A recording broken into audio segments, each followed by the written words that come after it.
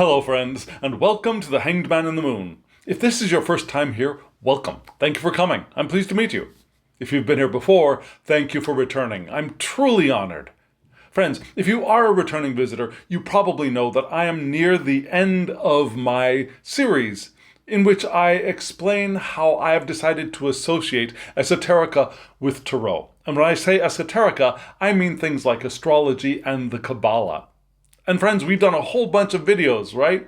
I gave an overarching introduction to the series, which I highly recommend if you haven't seen any of these, because that will explain how I'm doing this, my methodology, why I'm doing it, etc.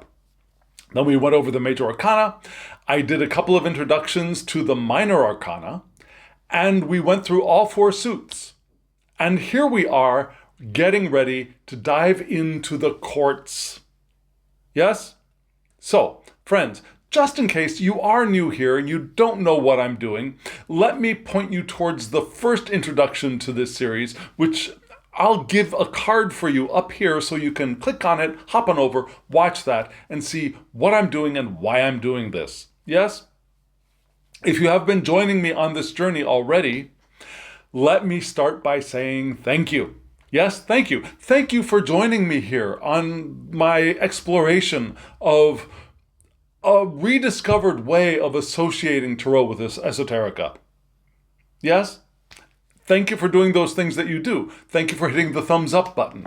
Thank you for subscribing.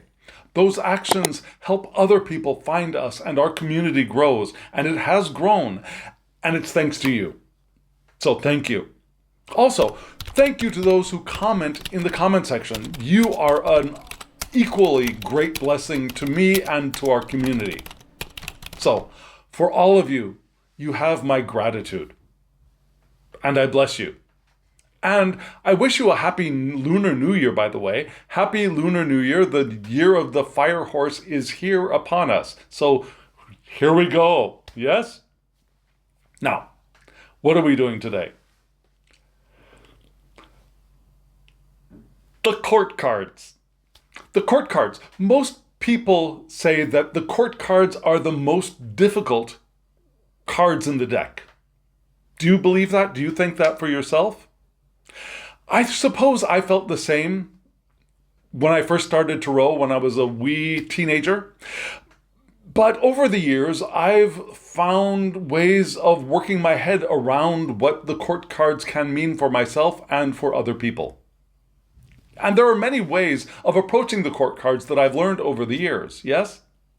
What are some of those ways? Well, friends, let me tell you.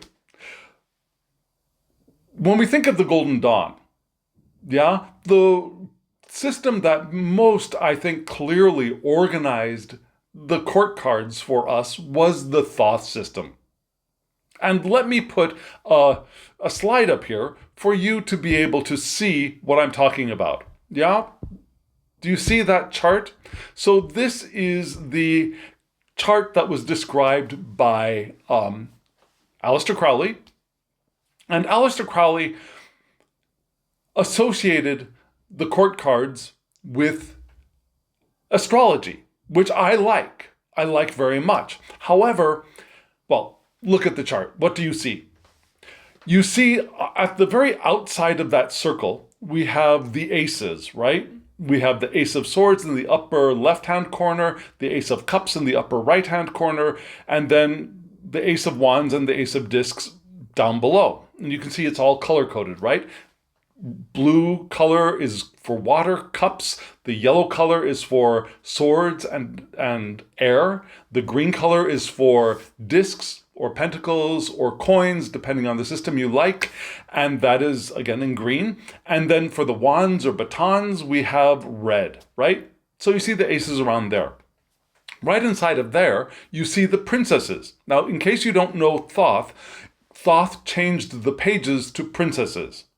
So, if you want to use this system over all of your tarots, you could think of these as the princesses or the pages. And you can see he aligned those with the what do we call them? The aces, yes? So the same part of the circle is for the aces as the princesses. The ace of swords, the princess of swords, right? The princess of cups, the ace of cups. They're all aligned. Now, if you look at the next ring inside of that, you can see the rest of the court cards. What Crowley decided to do was to have each one of the court cards span two different signs. So, if you look at the very top in green, you see the Queen of Discs, right? The Queen of Discs, for Aleister Crowley, starts in the third decan of Sagittarius. And if you don't know what decan means, go watch the introduction to the Minor Arcana. Yeah, but here we are. Sagittarius is in the third decan. The Queen of Discs starts at the third decan of Sagittarius and then goes into the first two decans of Capricorn. So, if we look at the Queen of Discs, are we going to say that she is Capricorn?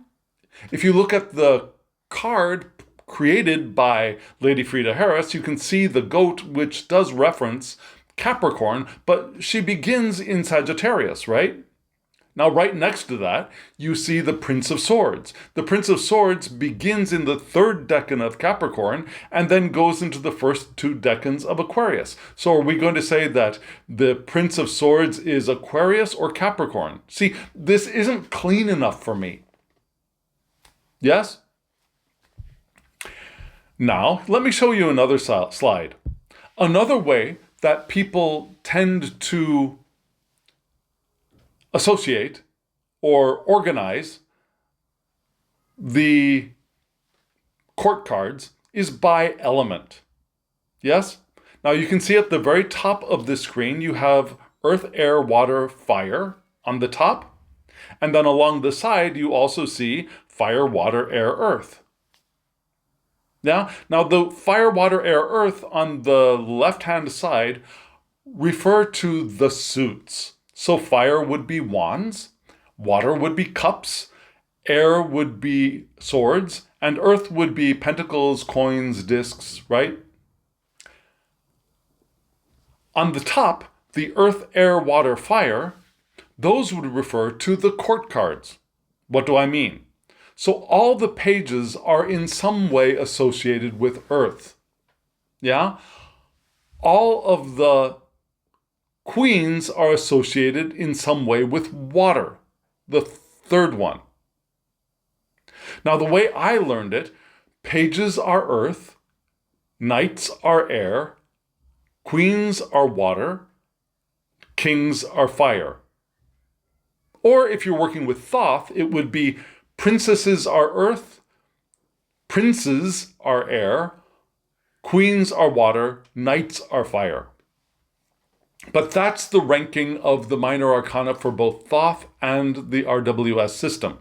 Now, there are some people who will probably want to either come after me or will want to disagree with me and say, no, air is for kings and fire is for knights, because in RW, they decide for themselves that the knights in the Thoth are the knights in the RWS, but for me, that is not true. And for many other people, yeah? Many people associate the court cards the way that I just described, going from earth being princesses or pages, air being princes or knights, water being cups, and fire being the kings or the knights in the Thoth system. If you want to switch those two, the knights and the kings or the princes, well, actually, princes and knights in Thoth are pretty much fixed. But if you want to switch them over for RWS, be my guest. I'm not going to fight you on this. I know that there's disagreement. And we need to just decide for ourselves. Now, honestly, when I teach the court cards, this is basically how I will teach beginners. Yeah? And you can see in this chart that the pages for Earth, at the very top, they're the apprentices, they're the messengers, right? Air, the knights, for me, the knights are the princes. They are active workers. They are progress. Now, if you decide that no, this has to be flipped, air and fire have to be flipped, I get you, but follow along with the way I teach this to many people. Then we get to water for the queens. Everybody agrees on that. And they're the mothers, they're the mentors, they're the inner masters. That's how I think of them, actually, as the inner master, the one who has mastery over them, their own power over their element. And then the fire for I would say the kings or the knights. They're the fathers, they are the experts, they are the leaders, and they are the adepts. They're the ones who will mentor and, well, they will lead other people. Yeah? They're the external masters. Does that make sense? And then on the left-hand side, you can see that we've got passion for fire, the wands, we've got passion, creativity, leadership, sexuality. For water, the cups, on the left-hand side, we have emotion, relationships, the unconscious, maybe poetry and music. Those are my associations. For the air, we have things like thoughts, our vision, as in seeing actually in the world, but also our vision of the future. Communication and planning. And then for earth, we have things like the work that we do, our resources, which includes money, but is not limited to money, our health, and like I said, money. So if you look at each one of the court cards here, what do we get? A page of wands, or a princess of wands, would be someone who is earth of fire, right? Earth of fire. What does earth of fire mean? Well, they're the apprentice, they're messengers in relationship to passions, creativity, leadership. They're the ones who have the grounded work within the realm of creativity, passion, sexuality. Yeah? If we look at the queens, right? The water, mother, mentor, inner master. Say we get the Queen of Swords, right? So she is water of air. So in the realm of air, she has a watery emotional quality. She also has a mothering quality, a mentor quality, and an inner master kind of quality. In the realm of things like thought, vision, communication, and planning. And so we can arrange the court cards in this structure and help us develop our own ways of explaining, of describing each one of the cards in this framework. I really do believe having some kind of grid or having some kind of master layout is helpful. Now, there's another way that I've learned to look at the court cards, which I learned through the Tarot personally. And it's by associating the court cards with, instead of elements, with humors. Now, what does humor mean? Yeah, we're not talking about comedy and laughing a lot, but humors that were originally attributed to Hippocrates, the Hippocratic Oath, early Greek philosopher of medicine and health. And then it was they were popularized, popularized, yeah. The humors were popularized and expanded by somebody called Galen, who was a Roman Greek early physician in like the early 200s, 200s, yeah, AD. And then it became also very popular in medieval Europe, the idea of humors. And what were the humors? They were sanguine, melancholic, choleric, and phlegmatic were the four humors. So the Tarot, the creator, Jake Batterley, associated them with the court cards similarly to the way that I associate the elements. So there would be phlegmatic choleric for one of the court cards, or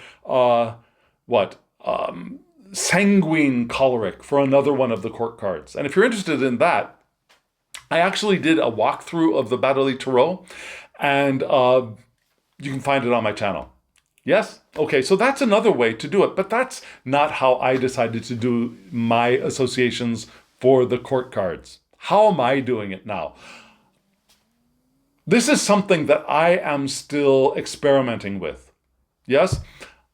I like the idea of associating the court cards with the zodiac. The system that I really started to sink my teeth into that idea with was the Tarot of the Holy Light, created by the wonderful Christine Payne Towler, and then the C.C. Zane Tarot also did that. And generally, what the people who work in that side of Tarot have done was decided that the pages are set aside, similar to Crowley, and then we give all of the mutable signs to one of the court cards, all of the fixed signs to another one of the court cards, and all of the cardinal signs to another one of the court cards. So, for example, Tarot of the Holy Light decides that all of the queens are cardinal, all of the kings, all of the kings are, I believe, fixed, and all of the knights are mutable. I think so. I could be wrong. Correct me in the description, in the comment section if I am wrong. It could be that the kings are mutable and the knights are fixed, but I think I was right.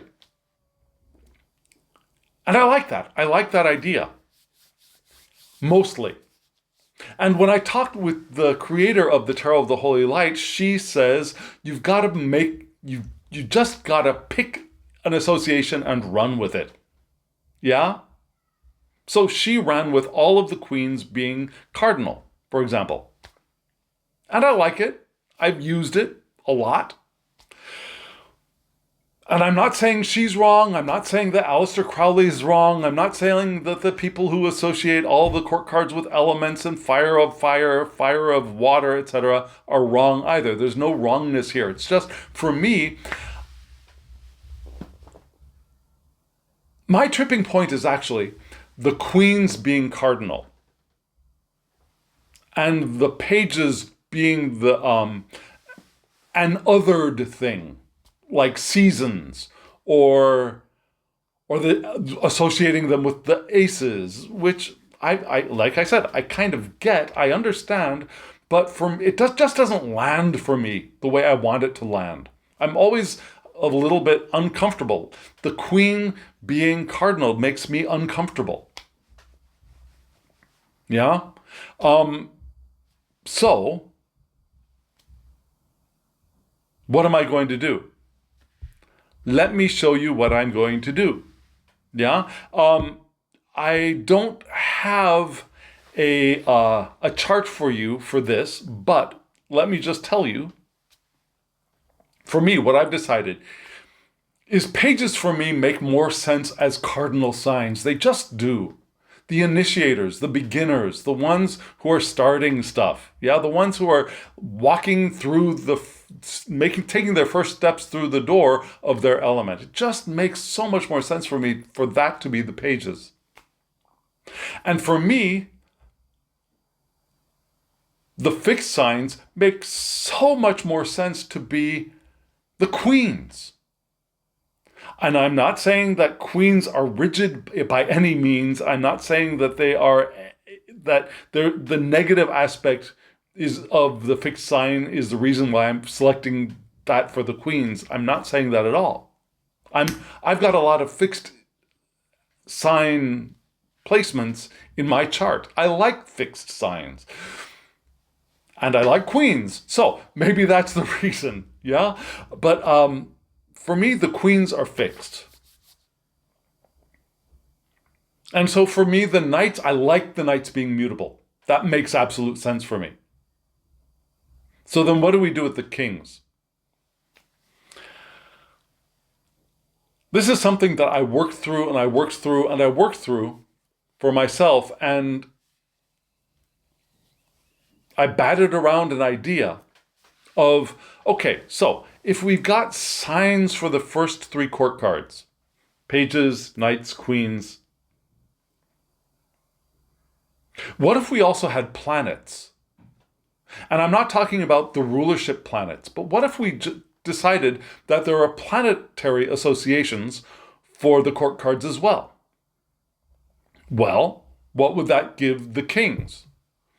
That would be, for me, Saturn. Yes, Saturn makes sense for me for the kings. Because why? Because they're mean and nasty? No. Because I've got a new appreciation for Saturn. Yes, Saturn is the planet of boundaries. If we think of the way that the planets were arranged before we started discovering things like Neptune, Uranus, and Pluto, etc., the farthest planet that we knew of was Saturn, right? And then past Saturn, we had things like the angelic realms, we had the stars, we had the, ultimately, the divine sphere at the very, very outside. So all of this is inside the sphere of the divine.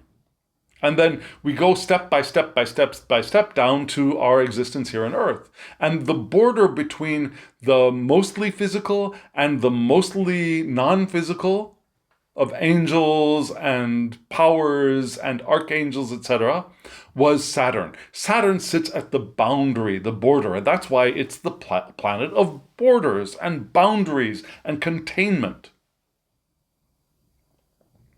So what if Saturn, in the court cards, is the one who contains all of the rest of the court cards? Not like a jail keeper, not like a master over slaves, but I think of it like a sheepdog. Yeah? So the king is the one who has to keep everybody else in line, who herds the rest of the court into their places. Doesn't let them go flying off into the stratosphere. Well, of course, it's outside of the stratosphere because we're not talking about Earth here, we're talking about other planets, but hopefully you know what I mean. Breaking the bounds of the solar system. Now going flying off into space. Now, so what happens if we decide that the kings are Saturn? In the positive sense of Saturn? Well, then we might have some other potential placements of planets for the other court cards. And again, I'm trying to describe my progression of logic here. Yeah, so first I decided I really think that the pages are cardinal, and I really think that the queens are fixed, and I've always been happy with knights being mutable. What do we do with the kings? Well, what if we give the kings a planet? Saturn. Well, if we give the kings a planet and we're just going with rulerships for the rest of the court cards, that kind of doesn't sound complete to me. So let's see what happens if we give planets to each one of the court cards. Now, for pages, what planet seems like the most appropriate for the pages? That would be Mercury, right? The messenger. Pages are often seen as messenger cards, right? So let's give Mercury to the messengers. Then what about the queen and the knight? Well, I decided to leave the sun and the moon out of this. Yeah? Because that would start getting weird complications of Saturn's partner being the sun and the moon, and so is Saturn the partner of the king and the knight, and so I wanted to leave that out of it.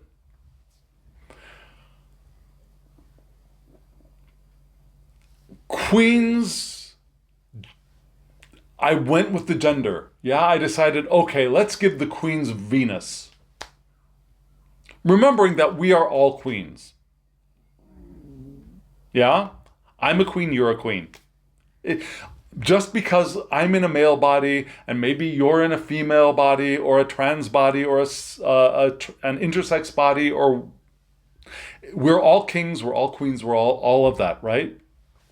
So let's give the queen Venus And what sounds like a knight? Jupiter or Mars? It's got to be Mars. Yeah, so we're leaving Jupiter, the big, gassy, almost a sun planet, and the sun and the moon out of the court cards. True.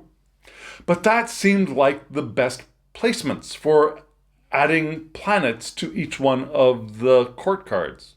Does that make sense? So, now we've got a chart. Yeah? So, now friends, if you're interested in trying this out, I recommend having pen and paper with you so you can at least jot notes. Yeah?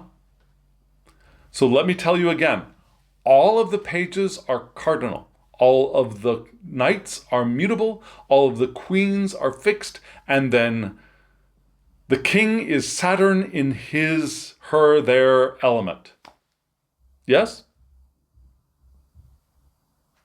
And we're keeping the elements that are, I believe, the most common, so that the wands, batons are fire, the cups are water, the swords are air, and the discs, pentacles, coins are earth. Okay?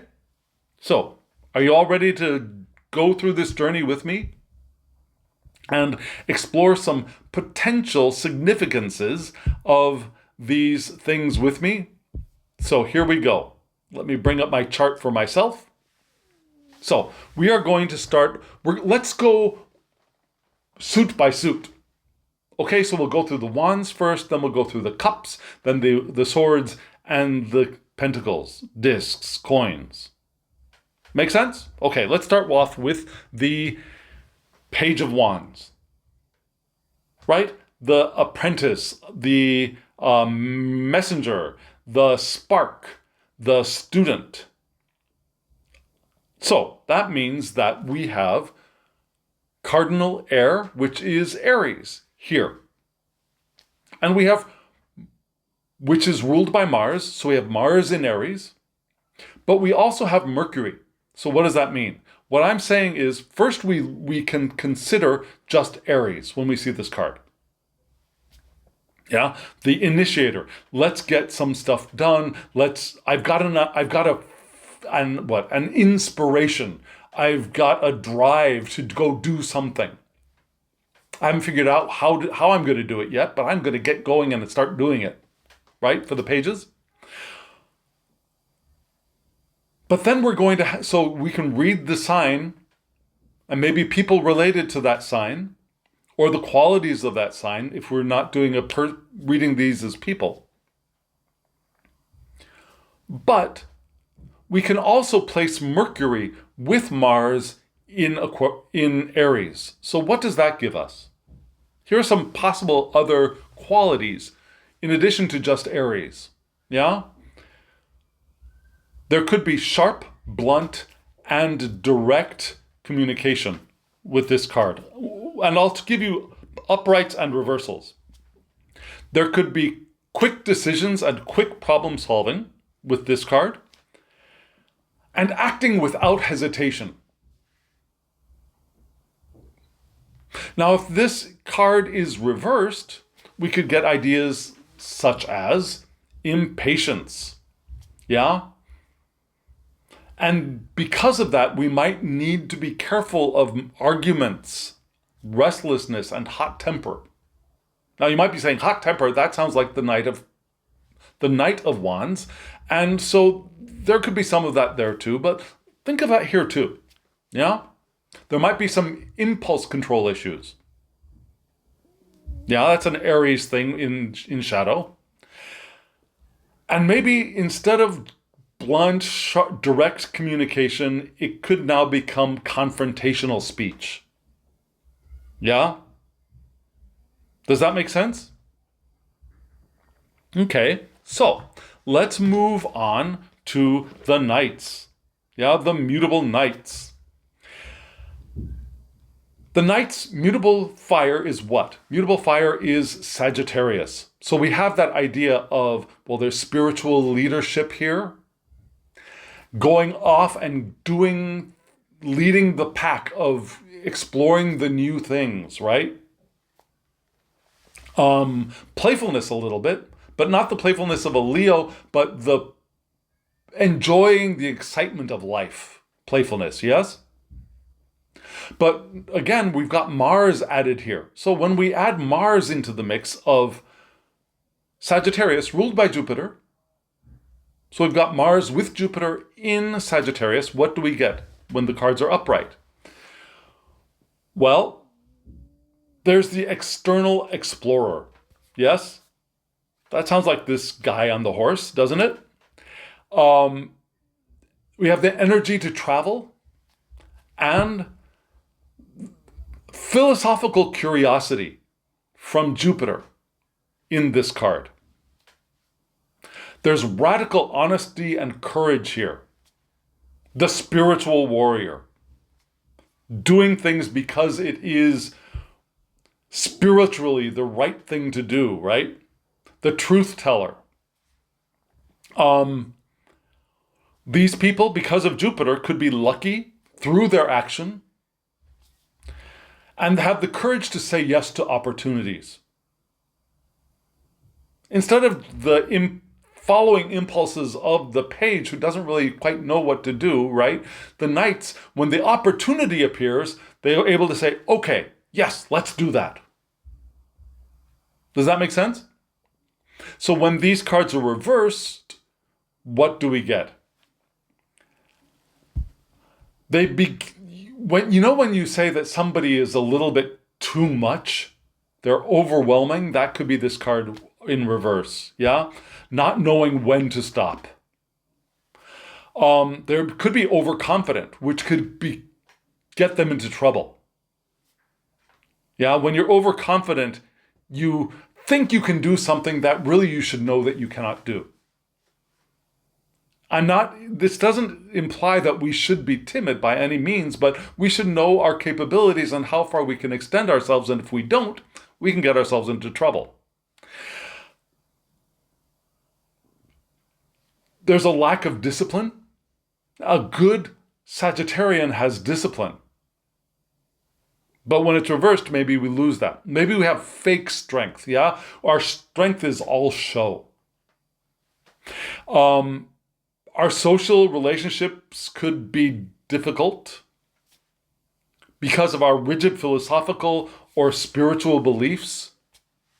Have you ever butted up against somebody like that who says that they are spiritual, and maybe they are, yeah? Or they have these philosophical ideas that are unbendable, are unable to change with the times, or are they're so strident in their beliefs that they will not allow other people to have other beliefs when this card is reversed. Okay. So you get that idea of fieriness gone wrong, right? Now let's look at the queens. Yeah, beautiful queens. The queen with her cat. Queen is now fixed fire, which is me, Leo. Yeah? Leo, my sun is in Leo. And Leo is ruled by the sun. You see the sunflower here. You see the cat, which could be a baby lion, right? Okay. So, what if this queen is Leo? What do we get? Well, we've got that the enjoyment of play, yeah? The generosity of a Leo, right? The show off Leo, the enjoyment of people's attention Leo. Those sound very good for a Queen of Wands to me, if you ask me. But now we've also got Venus mixed into this. So we've got Venus with the sun now as another layer. So what would that point to? Well, radiant charisma. Yeah, that sun shines forth in a romantic sexual way even stronger. And magnetism with confidence. There's a creative rebirth, maybe. And our romances might be dramatic with this card. Upright. Grand gestures. Yeah? And loyalty. Fierce loyalty. There could be Venus loves stuff, sensuality, beautiful feeling and looking fabrics and all of that, food, fragrances, music, all of that stuff, right? So luxury and style is highlighted here with the Queen of Wands. Now, what happens when this card goes in reverse, though? Now, the negative side, the dark side of the Leo, right? So those romantically grand gestures can become scorched earth. Yeah, we burn everything. Ego goes in overdrive. Me first. To the extent of perhaps even narcissism. This card in reverse could indicate a narcissist. Could be relationship drama, trauma. Instead of just dramatic relationships, grand gestures, now everything is a production. The drama queen, right? Overspending is possible. Our egos are easily bruised. Instead of having a strong, powerful ego, it's a hypersensitive ego, right? They're immature in romantic relationships as well. Okay, so we've got those three. And they land, for me at least, pretty nicely around court cards. And now I've got a reason for that. Yes? With some nuance. Now, what happens with the kings now?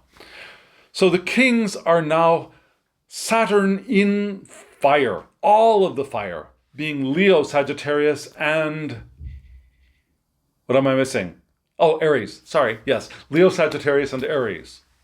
But not specific to any one of those. It's not like sometimes he's Aries, sometimes he's a Leo, sometimes she's a, they are, whatever I missed. Yeah? So, this is Saturn in all of fire, in a fire environment. What do we get? Maybe we've got controlled ambition. Our ambition is there, but we have the reins on it when it's upright. We could be strategic warriors. Now, where the knight might run off to battle without control, the king has control. They're strategic. They're regulated creators. Their creative abilities are measured out, meted out very well. Maybe they're disciplined philosophers.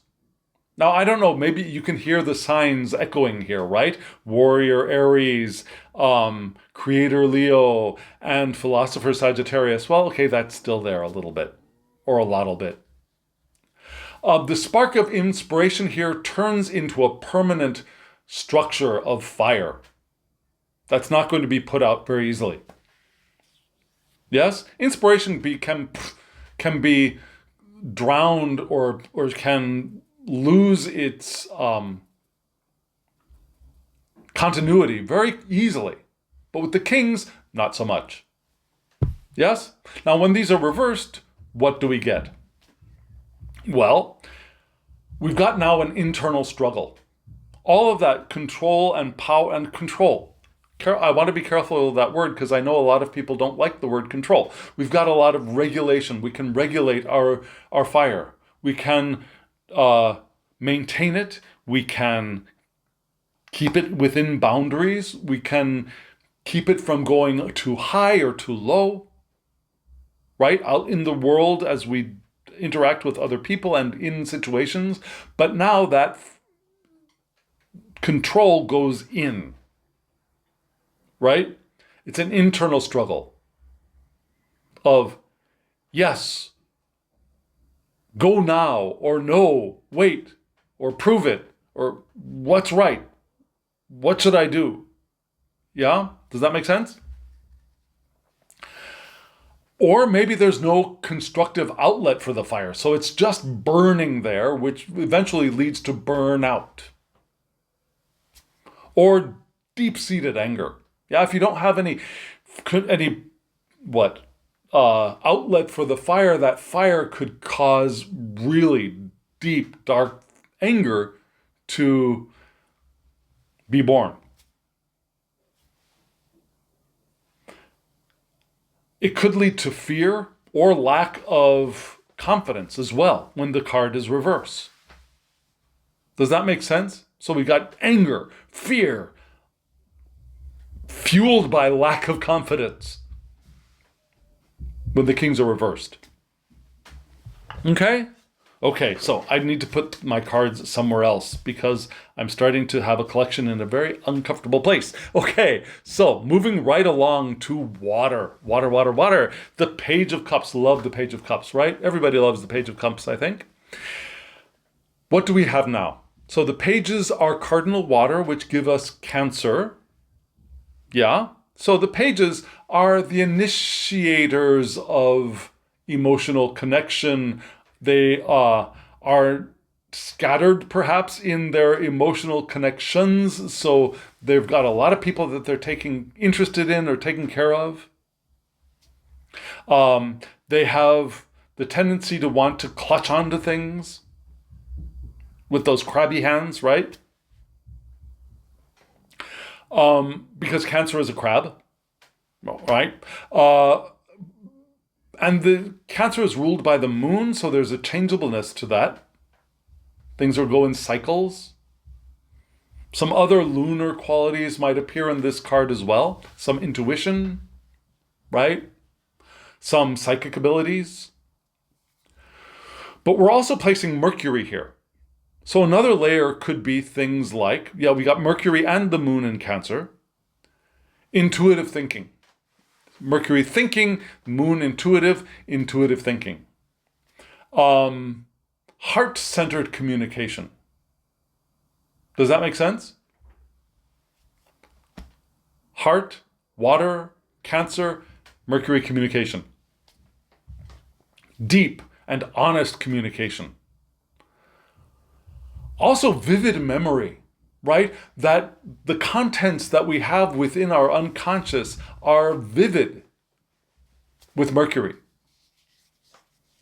Now, what happens when the pages are in reverse? Well, we now have difficulty with objectivity and sometimes taking things too personally. We go on the defensive. We might have problems separating facts from how they make us feel. So there's the truth and what the truth does to us. And if we've got a good, rationally structured mind, we can separate how I feel about the truth and what the truth actually is. Right? These cards reversed, we can't separate them. How we feel about the truth and the truth. So truth gets muddied with emotion. We might fall into incessant rumination, thinking over things and thinking over the past and thinking over how I feel about things and my relationships and without end, without conclusion, without resolution. And there could be some passive-aggressive tendencies here when the cards are reversed, because Cancers in the shadow side can be passive-aggressive. Have you noticed that? Okay, so let's move on to the romantic knights. The knights up here. We have mutable water, which is what? It's Pisces. So we've got the knights swimming, walking their horses through a sea of emotion and spirituality. Pisces, the deep spiritual ones, right?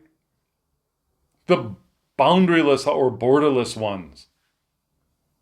The end of the zodiacal year. No, not the end. The end. Yes, the end. Okay, I'm sorry. Never mind. Yes, the end. The next would be Aries, right?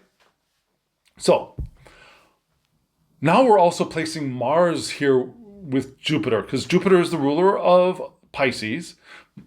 The way I'm doing this, yes, I'm only focusing on the 7 heavenly lights. So we're not looking at Pluto, we're not looking at Neptune, and we're not looking at Uranus. So Jupiter is the ruler of Pisces. We've got Mars with Jupiter in Pisces. What does that lead us to understand? Well, our action is driven by intuition. That makes sense for this card, don't you think? He's on a horse, he's going somewhere, but how does he guide himself? With intuition. How does she guide herself? How do they guide themselves? Through intuition and acting on the gut, which is different from acting on libido of the Knight of Wands, or another Knight of Wands thing is by inspiration, but rather that deep gut feeling, that watery gut feeling instead of the fiery gut feeling. Does that distinction make sense for you? Empathy here is our power with the Knight of Cups, Knight of Cups. We advocate for the underdog. We have a high capacity for self-sacrifice. We can sacrifice for other people. We are creative and spiritual together. And because of Jupiter, our creativity and spirituality expand with this Knight. And we can think of that Knight romantic quality doing those things, right? And they expand through visualization as well. Our creativity and our spirituality expand through our ability to visualize. Right? Mars is prodding us forward. Now, when these horse people are reversed, what do we get? Well, we can get confused. Yeah? Where our gut was leading us before, now our gut's not telling us nothing of nowhere, so we get confused. We might engage in performative forgiveness. Do you know what I mean by that? Performative forgiveness? It's where we forgive for show. It's not real, true forgiveness. It's, I forgive you. Do you recognize how much I forgive you and how well I forgive you? Yes? Have you felt that or seen that or experienced that in your life? We could use our emotional sensitivity to manipulate situations or people. We could become manipulative because we can feel what other people are doing, and that could turn into a dark power. We could feel what other people are feeling, and so that we could turn that into a dark power. Or we could lose our drive to go forward. Our Martian drive to move could poop out on us. Yeah? And so we become extreme procrastinators. We don't move forward. Yes? Okay, so friends, let's move on to the beautiful, beautiful Queens of Cups. The water of water, the way I teach it. I have taught it. Well, I'll continue teaching it that way. But now we've got another layer. Yeah? We've got fixed water. And I think that empowers the Queen a little bit more. Because I am also this sign in my ascendant. Yeah, my sun sign would be the Queen of Wands. My ascendant would be the Queen of Cups, which is now Scorpio. Fixed water. And Mars is the ruler of Scorpio. And Scorpions are fixed. They are focused emotionally. They're great with transformation. Yeah? We can think of the Queen of Wands as the sexual one of seduction and flirtation and sensuality. We can think of the Queen of Cups, the Scorpion, as the sexual one of laser focus. Yeah? The one that is going to go out there and get the partner that he, she, they want. Yes?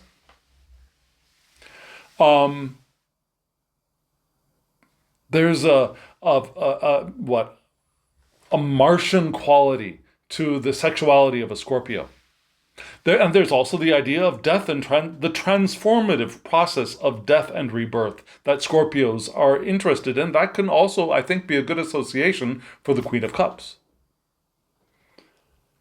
So instead of just being the mirror of everybody's emotions and drowning in empathy, I think we've got her more empowered, more powerful when the cards are upright.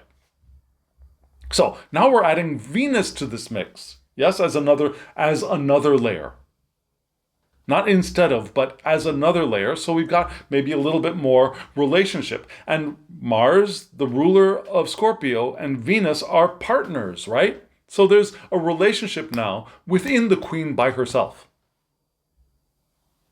So this gives the Queen magnetism and presence. Watery, diamond presence. Instead of the fiery presence of maybe the Queen or the King of wands, batons, we've got a diamond crystal, maybe a little bit cold, but but not always cold. It doesn't have to be cold. Yeah, but a diamond-like quality to the magnetism and presence of the Queen. We have passions that can border on obsession, but in the upright, we don't want to get too overboard in the obsessive aspect of the passions. Determined pursuit of their desires. Yes? And an interest in testing the loyalty of other people. Yeah? The fixed signs all have a quality of loyalty, I think, attached to them because of the fixedness of their natures. So the Scorpio, Queen of Cups, now is interested in maybe testing. How loyal are you? How worthy are you of my divine diamond-like attention and desire? Yeah?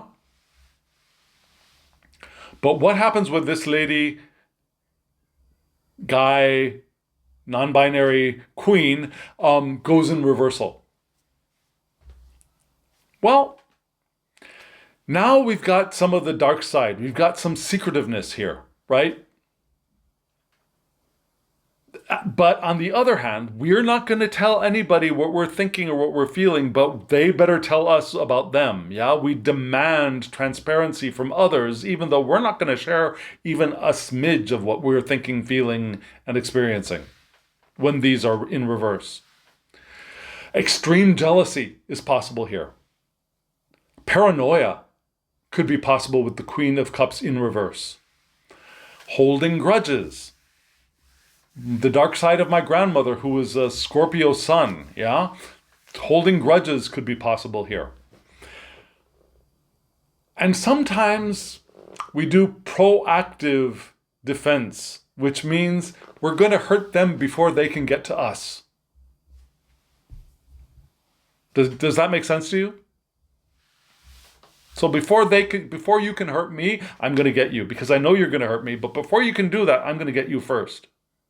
So it's not out and out, I don't like you, I'm going to hurt you. It's a proactive defensive stance, right? Before you hurt me, I'm going to hurt you. Does that make sense? Okay. And see how pointy that cup is here on the Smith-Waite deck? You can think of it as, in the negative sense, she's going to use that cup as a weapon and she's going to stab the bitch. I'm sorry. She's going to stab a bitch. Yeah? Okay. So, sorry. Moving on to the kings, right? The well-balanced kings. I'm sitting here on my rock in the midst of a turbulent sea. But now we've got Saturn placed here. Saturn in water. How does Saturn express him or theirselves? In water. Now we become the master of emotion. We still have that. There's a stoicism here, a stoic emotional maturity. So we still got that idea of not being disturbed by emotional unrest around us. We protect our emotional space. Something that I think is often attributed to the queen, well, that's now here in the king.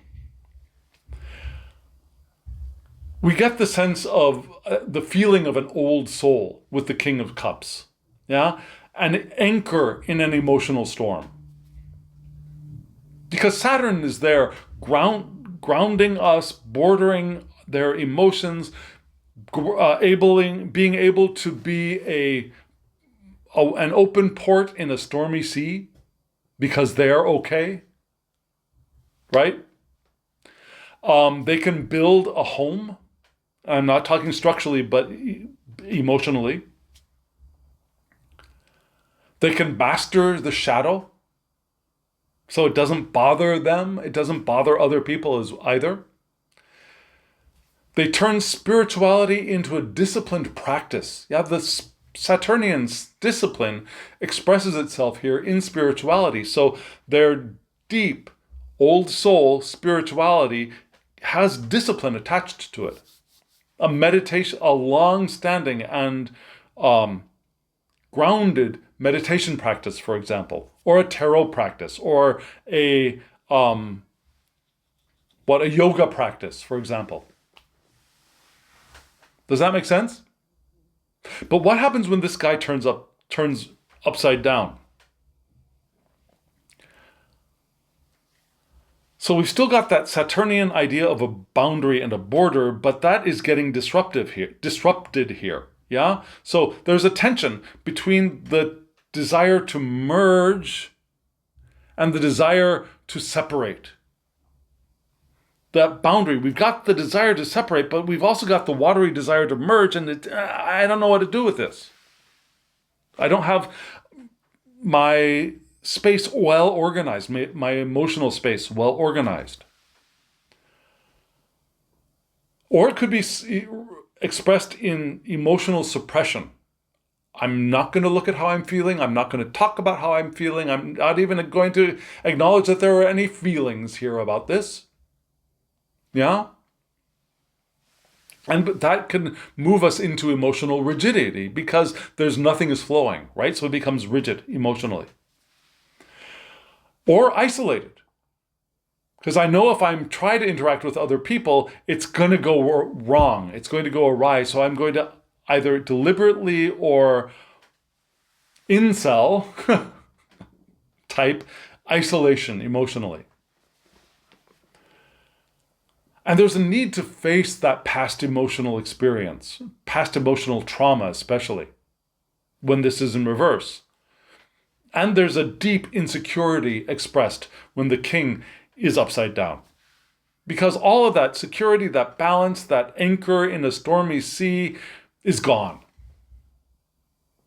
So there's no security. Yes? Okay, so we're going to move on to the air.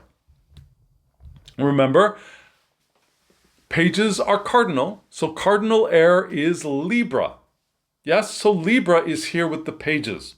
Libra, the ruler of Libra is Venus, so it's Venus in Libra, which gives us that idea of wanting everybody and everything to get along. We enjoy beauty. We enjoy balance. We think balance is beautiful. Our communication is beautiful. We want to agree with other people. We want our thoughts to agree, and we'll change our thoughts in order to agree. We might have trouble making decisions. That could be a very Page of Swords-like thing, right? But now we've also got Venus here. I'm not Venus. What did I say? I said Venus, which is true. Venus is the ruler of Libra.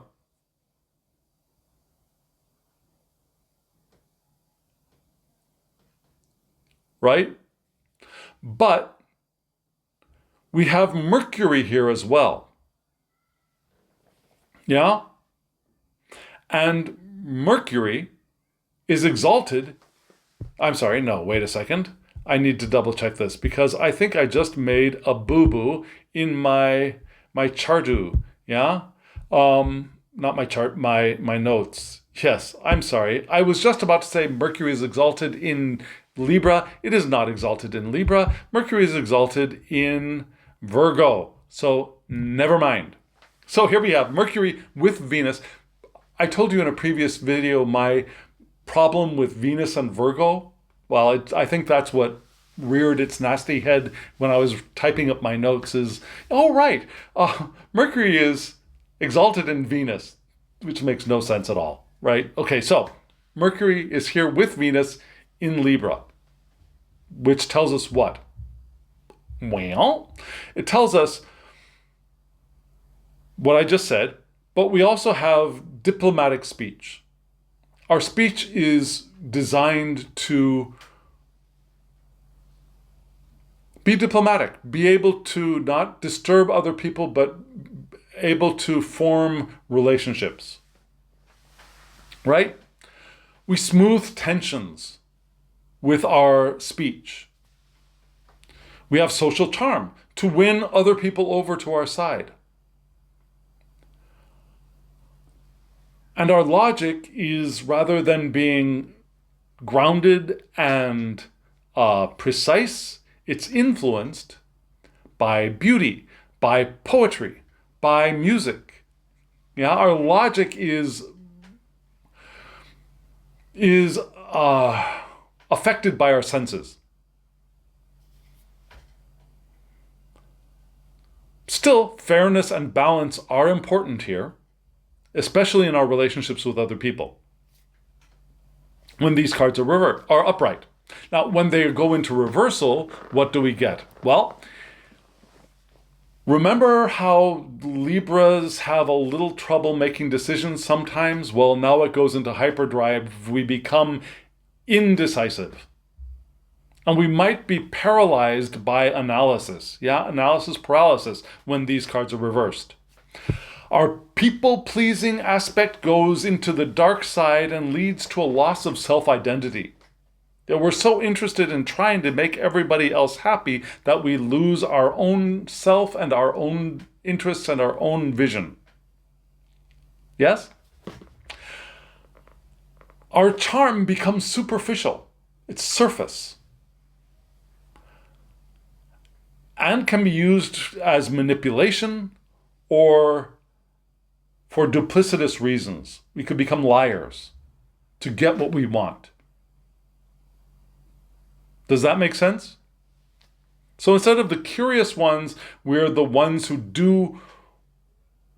We use a patina of charm to control people or to get things in unethical ways or immoral ways for immoral purposes.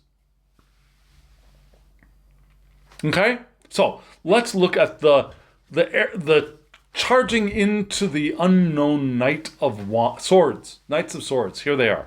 Yes? So we have now mutable air, which is Gemini. Which makes sense to me. Yeah? It makes perfect sense to me. Actually, the Prince of Swords in the Thoth deck, as I recall, is mostly associated with Gemini. That's 20 well, we talked about that, right? The last decan of Taurus and then the first 2 decans of Gemini in the Thoth deck. But here, let's just move it all the way to Gemini. And in the Thoth deck, you see the prince on the flying chariot with these fairies that are all going in scattered directions because Mercury's bouncing off the walls, right? So Mercury is in Gemini. Mercury is the ruler of Gemini. But we're going to add Mars into the mix because it's a knight. So, but first, the basic idea of Gemini is what? They might have trouble making decisions. They might have too many ideas. Yeah. They might have a problem balancing the binary idea of this is good, but that is good. So which one should I do? Whereas Libra is my idea, your idea. Gemini is this one's good, that one might be good, but then what about that one? And then, but this one, and then, but then that, but, right? But Geminis are also, that's the darker side, are also very clever, very good speakers, very communicative, very quick-witted, very smart. Knight of Swords, right? Able to go into the unknown. Knights of Swords. But we're going to add Mars into the mix. So what happens when that happens? What happens when we do that, right? So what is another layer on top of just Gemini when Mars is added into the mix? Well, we have a verbal ninja. Yeah, they, not in the negative senses they're out to kill somebody, but they're able to talk their way around almost anything. Yeah, and get to the point without being other people noticing or being able to follow them or track them even. Yeah, they're witty, and they have very sharp aim with their wit. Do you know any people like that? Think for me, Dorothy Parker. Do you know Dorothy Parker? Yeah, very famous author from the 20s, 30s, 40s, 50s. Yeah, she wrote some poetry, I think, in the Saturday Post. She said things like, men never make passes at girls who wear glasses, was one of her lines. So women who are too smart are not attractive to men. She also reviewed a play, which I think was called House Beautiful. Now I'm pulling up things from memory, and my quote is probably wrong, but what I recall is her review of that play was one sentence. It was House Beautiful, play ugly. Yeah, I mean, she was sharp. She was very sharp, and she was part of the Algonquin Club. And why am I going on about Dorothy Parker? Okay, let's go back to the card. Anyways, I like Dorothy Parker. So Dorothy Parker could be a Knight of Swords. Where was I? Yes, okay. They have busy minds. They know a little about a lot of things. Instead of deep penetrating knowledge, they're polyglots, maybe. But they're also manually dexterous. Yeah, they can work with their hands for music or crafts as well with that Mercury placement. They have intellectual courage, that boost of Mars. Yeah, they can challenge ideas with that boost of Mars. But they stay curious and they stay ahead of everyone else. Now, this isn't the progressive kind of Aquarius ahead of everybody else, but this is just intellectually staying ahead of everybody else, staying ahead of the curve. Yeah? That feels right for the Knight of Swords to me. What happens when this guy goes in reverse, or this gal goes in reverse, or this non-binary knight goes in reverse? We have the nerves. Yeah, the nerves can get short. Our nerves can even get short-circuited and get anxiety here. All that tact is gone. Our speech becomes tactless. We're inconsistent. Yeah, Gemini is inconsistency. The dark side springs up here. Another Gemini problematic point is we can start many things and have no follow-through. Similar to an Aries sometimes, but for different reasons. This is intellectual curiosity that makes us interested in starting several things because of mind instead of inspiration. Many different things, but we don't have the follow-through of a fixed sign. And they may fall prey to foot and mouth disease. Yeah? Open mouth, insert foot. When this card is in reverse, because we don't have that nimble ninja quality of the card when it's upright. Right? So we verbal stumbles, faux pas, all of that stuff. Saying the wrong thing to the wrong people at the wrong time because we didn't think it through. Not because we're stupid, but because oops, I shouldn't have said that. Right? Okay, so let's move on to the queens. Queen, fixed air is Aquarius. And I've always had a bit of an odd admiration for Aquarians. I think my Aquarius is pretty empty as far as planets goes, from what I recall of my chart. That might be the reason. But here, now, we have Aquarius here for the queens. Aquarians. They are emotionally detached. That works for me for the Queen of Swords. They are progressive. And this is not because we have Uranus here anymore. But they think ahead. They think humanitarianly ahead. With boundaries, with clarity of Saturn. Because Saturn is the ruler of Aquarius. Yes? So here Saturn is showing up in addition to in the King of Swords. Saturn is in Aquarius. Saturn is also going to be appearing in the Earth suit, right? For the page, but we'll get to that later. So Saturn in Aquarius. But now we're going to add beautiful, loving, unity-interested Venus into the mix. So some of that perhaps coldness can be softened as another layer of reading this card. So because Venus is here, we still have relationships, and we can perform reality checks in our relationships with this card. We can see others for who they really are. Yeah, think of the Thoth deck, if you can, and think of the Queen of Swords in that deck. She's got the sword and she's got what looks like a face dripping off of her hand. So we can think of, she has pulled the mask off of the face of somebody else, and it's just hanging there in her head, in her hand, because she can see behind the mask. She can pull the mask off and see people for who they are, which could be stripping them naked, whether they want to be stripped or not, or it could be seeing deep into the honest truth of who they are, which could also be a good thing. It doesn't have to be an aggressive thing. Some of those masks are there because the person is afraid or has had trauma, and the Queen can see into that.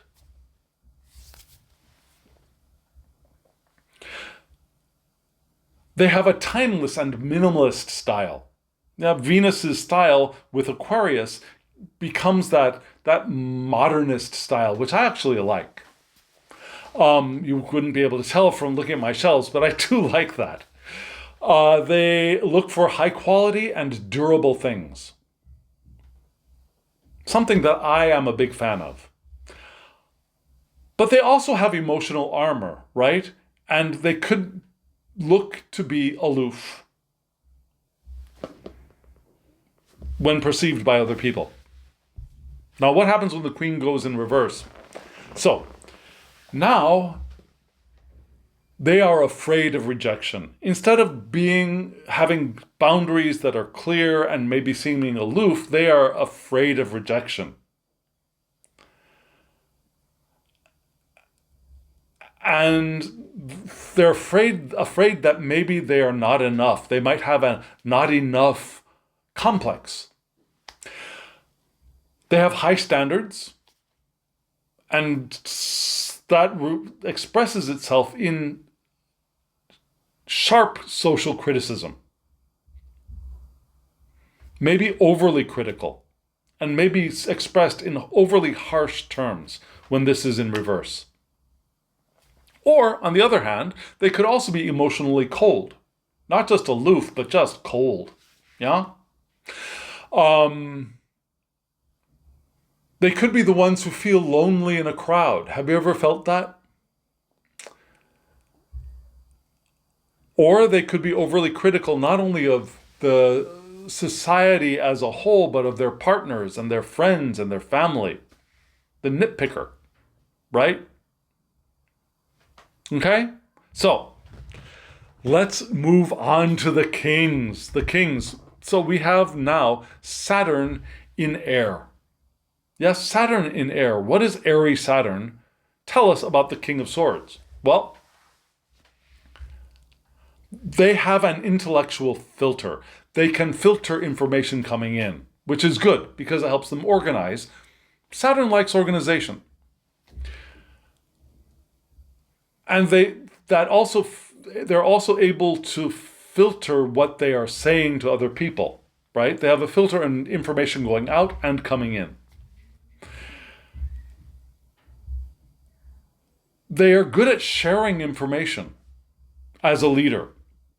Kingly leader likes to share the information that he, she, they have. They're good editors, right? They focus on proven ideas. They have social responsibility of an Aquarius. Romance shifts into contract and long-term partnerships instead of just romance of the here and now. Yeah, so the romance is we're expecting continuity and endurance to our relationships. Rebellion turns into structured movements here with the king. And scattered interests are crystallized into specialized mastery. The king is the one who can, instead of having a lot of different interests and having a little bit of information about a lot of different things, is able to have specialized, deep mastery of topics. Yes? That sounds good for a King of Swords, right? What about the king in reverse? Well, now instead of having good boundaries and filters, our mental activity becomes rigid. Yes? Mental rigidity. Inflexible. Severe social isolation is possible here as well. Our focus, instead of being crystallized, is scattered. Our communication is very cynical and perhaps spiteful. We have emotional detachment that has metamorphosed into stubbornness. The stubbornness of keeping people away. When these cards are in reversal. Does that make sense? Okay, friends, let's move on to the earth suits. Yes, the earth. Pentacles, coins, discs, oh my. Pages, right? Pages are cardinal. Cardinal earth is Capricorn. So we've got Capricorn here. We've got the page wanting to climb to success. That kind of makes sense for a page of discs, coins, pentacles, doesn't it? Yeah? Capricorn. Organized. Interested in organizing. Interested in reaching the top. Interested in working with other people in order to succeed, in order to advance and be promoted. Sounds like a page of coins, discs, pentacles to me too. But now we're also adding Mercury into the mix. So Saturn is the ruler of Aquarius. Now we're adding Mercury, the messenger, into that mix. And what do we get? Well, we get mental focus.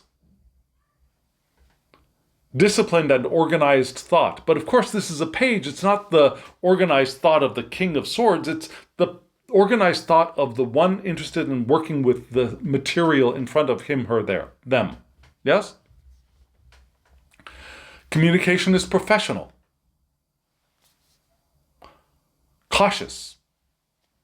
Direct. Also, they're able to confront the truth and long-term goals. You can think of the student quality that we often see with the page of coins, pentacles, discs, and their ability, in order to learn, to be able to confront the truth, right, and set long-term goals. But this is the student, the messenger, the apprentice version of doing those things, right? And that is also influenced by Mercury being here in the suit, in this card. Now, when these are reversed, what do we get? We get maybe depression, maybe anxiety, maybe overwhelmed by responsibility. Yeah, maybe our responsibilities in the world make us feel anxious, depressed, or overwhelmed. We dislike small talk. Now, that mercurial, communicative Mercury is, no, I don't want to do this. Their speech, instead of being professional, becomes overly formal, lacking warmth, lacking connection. They might fall into the trap of perfectionism as well, because they're afraid of being wrong. Yeah, that's a fear for this card when it's in reverse, because they're students and they're learning. They're afraid of being wrong when it's in reverse, and so they obsess over things being right. Perfectionism, yes? And again, a kind of novice's mental rigidity. Well, this is what I was taught, and this is right, and nothing else is right. And does that make sense? Okay, so here we are with and I just dropped the rest of my TDM cards on the ground, but we can go here. I know what they look like. Let's go into the Knight of Pentacles, discs, coins. This is mutable, right? So mutable earth is Virgo, the organizer. That makes sense for the way a lot of us read the Knight of Pentacles, right? The slow and steady wins the race, the working routines, daily grind, all of that stuff that we think of when we think of the Knight of Coins, of Pentacles. So, Virgos, organized, detailed, a little bit perfectionist, but in a positive sense. There is positive perfectionism. Yeah, they want things to be right. They want to make sure that things are done correctly, able to correct mistakes, able to edit things, right? But we're going to add Mars into the mix here. So what does that give us? Yeah, because Knights are Mars. Mars added to Mercury in Virgo, because Virgo, the ruler of Virgo is Mercury. So now when it's upright, we have a problem solver, a troubleshooter. Yes? Motivated by efficiency, if that makes sense. They have craftsmanship qualities from Virgo. They're smart, they are quick with their hands from Mercury, and they have endurance, the endurance of Mars. Under the surface, there might be a humming anxiety, but it's a humming anxiety that doesn't block them, but rather energizes them. Yes? I think of my mother. My mother, even in her on her best days, there's a humming anxiety underneath, which I think energized her to move forward. There's always something to organize. There's always something to clean. There's always something to improve. Yeah? It's a motivation when it's positive. But when the card goes in reverse, what do we get? We get the critic. My mom on a dark day, right? A critic, rejecting all that is not precise or correct. It's not good enough. It's not good enough. It's not right. It's not right. No. Right? And Mercury wants to communicate that. Anxiety is not just a humming anxiety, it just becomes anxiety. A negative, blocking anxiety. We could get so obsessed with detail that we don't get to the whole picture, we don't get the overall organization that is required for doing things. They could move into nagging or nitpicking here. We could end up being micromanagers as well when this card is in reverse. Okay? So now we have the queens, right? The queens, the nurturing, mothering queens. The queens are now fixed earth, which is Taurus, right? Taurus, which is ruled by Venus. And a Tauran loves being around beautiful things, loves the sensual qualities of living a life in a human body, right? They will move slowly, but they will continue moving. They have the enduring quality of a fixed sign. But we're adding Venus to Venus. So we've got double Venus here now as another layer. So what does that teach us? We tend to the garden of love. Yes? Sensuality and slowness are our superpowers. We're wealth builders. We create wealth and tangible assets. We are able to create tangible assets for ourselves. We enjoy luxury, but we're not frivolous about it. Nature and comfort are important for us. We have an effortless and organic style to our lives, yes? And when these cards are in reverse, what happens? That fixed nature goes into the negative aspect and we hate change. Even when the time has come to change, we will not do it. Our stubbornness rears its ugly bull head, right? We'll become bullheaded as a Tauran. We view a loved one sometimes as possessions to be guarded. This is my partner and I'm going to protect my partner because mine, mine, mine, mine, mine. Yeah, not because of love, but because of possession. We become possessive. Yes? Or we could also become overindulgent. Our sensual delights become overindulgence or even addictions, maybe.